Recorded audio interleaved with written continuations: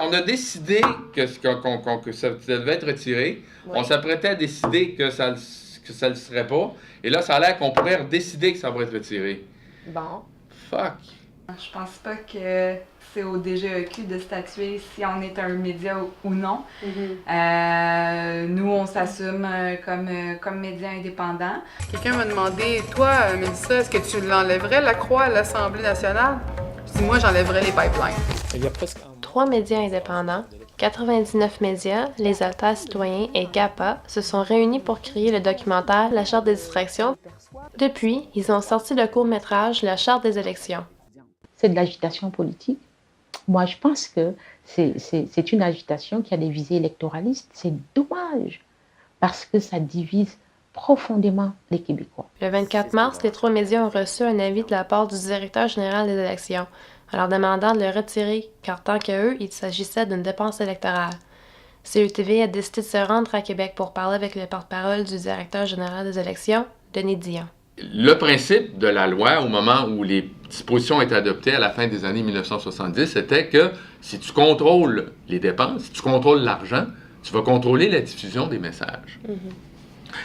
Alors, la loi nous explique ce qu'est une dépense électorale. Il y a 3 ingrédients pour faire une dépense électorale. Il faut tout d'abord qu'il y ait une dépense, il faut qu'il y ait un coût. Si ce que l'on fait n'a rien coûté, il n'y a pas de dépense, il n'y a pas de dépense électorale. Il faut que les messages soient lancés durant la période électorale, donc entre le 5 mars, le 6 mars et le 7 avril. Et troisièmement, il faut que ça favorise ou que ça défavorise directement ou indirectement un parti ou un candidat. Dans les exceptions de l'article 404 de la loi, on dit par exemple qu'un journal, un périodique, des articles de journaux, des éditoriaux, des nouvelles, des entrevues, tout cela, même si ça a coûté quelque chose, c'est pas une dépense électorale. Notre façon de raisonner les situations, et c'est ça qu'on a appliqué dans le cas de la Charte des élections, on s'est demandé, y a-t-il dépense électorale? Est-ce que les 3 ingrédients de la dépense électorale sont réunis? Et il fallait aussi se demander si les gens qui ont produit le document étaient un média ou pas. À ce moment-là, ils auraient bénéficié de l'exception. Alors, c'est là qu'on en est. Ce sont les questions qu'on se pose.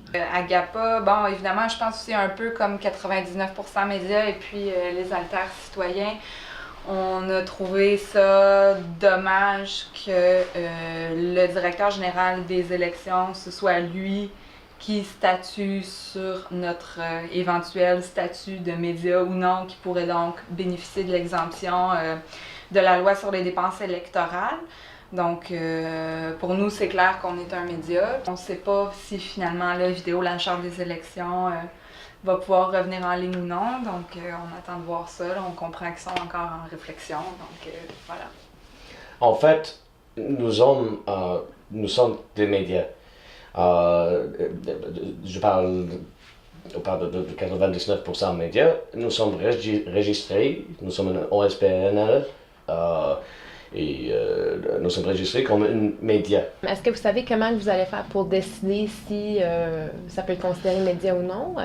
Ça, il faut regarder la nature des entreprises, quelles sont leurs activités habituelles, faire une manière d'historique de ce qu'ils ont fait par le passé, et puis à ce moment-là, déterminer est-ce que cette activité-là peut entrer, peut être assimilée à l'activité d'un média.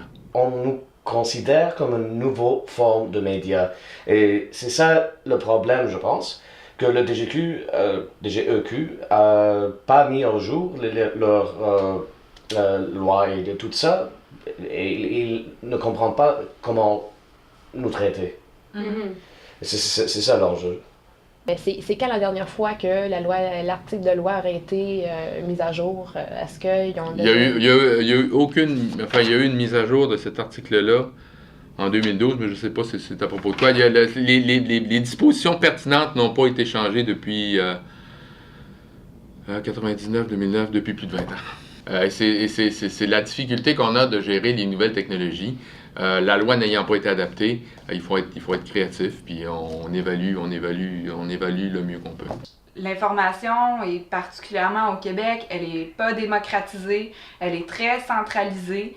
Et donc, nous, en tant que médias indépendants, ayant de petits moyens, là, c'est ça, on n'arrive pas à se faire reconnaître et donc on subit une double injustice. Nous n'avons pas une infrastructure pour de diffusion comme les grandes corporations des médias. Il faut regarder si la production du document a impliqué des coûts. À ce moment-là, il y a une dépense. Oui. Voyez-vous, à l'œil, le document a une allure professionnelle. Le documentaire, le charte de distraction, nous a coûté rien. Tout ce qu'on fait, on fait aussi comme GAPA et les Altercitoyens, on le fait bénévolement. Et ça c'est notre question là. On n'a pas mettre l'argent sur le documentaire. La production du film en tant que tel n'a rien coûté. Ouais. C'est sa diffusion. C'est la diffusion du premier film, La Charte de distraction. Absolument. Où justement il y a des extraits qui ont été pris pour faire la Charte des élections. Ça l'a pris environ 5 heures à faire de montage. Oui. Selon Claudine des Altercitoyens, qui est le 3e groupe média avec qui on a fait le long documentaire, qui n'est pas là aujourd'hui, mais qui voulait elle aussi réitérer au nom des Altercitoyens qu'ils sont actifs depuis 2007, les Altercitoyens, donc ça fait un bon moment quand même. Ils sont un média.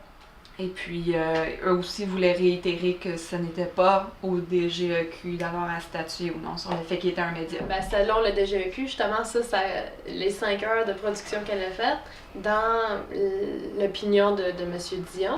Peut-être que des professionnels ont décidé de faire du bénévolat, mais s'ils vendaient leurs services à d'autres personnes, dans d'autres circonstances, ça coûterait quelque chose. Ce service-là a une valeur. Ça constitue une dépense électorale dans le sens que si Claudine aurait travaillé ailleurs professionnellement, il y a un coût potentiel qu'elle aurait pu se faire payer. Donc, c'est comme si on n'a pas le droit de faire du bénévole dans notre domaine. Je trouve ça très désolant parce que ça décourage les gens de faire des choses bénévolement. Pour moi, c'est ça. Ouais, puis il y avait comme vraiment, là, ben évidemment, c'est le présupposé d'une société capitaliste, time is money, tu sais, et tout a un coût, tout peut s'acheter, alors que, bon, c'est vraiment pas si clair que ça. On comprend l'esprit de la loi sur les dépenses électorales, puis on est d'accord avec, tu sais, c'est comme, si quelqu'un qui a un budget de 2 millions de dollars arrive, puis là, bang, il dépense 1 million pour avantager tel candidat plutôt qu'un autre, on comprend absolument l'esprit de la loi, mais quand on regarde notre cas, ça s'applique pas, là. Alors, on a établi que nous sommes un groupe de médias, que le documentaire, la charte de distraction, la charte d'élection, on n'a coûté rien pour le faire.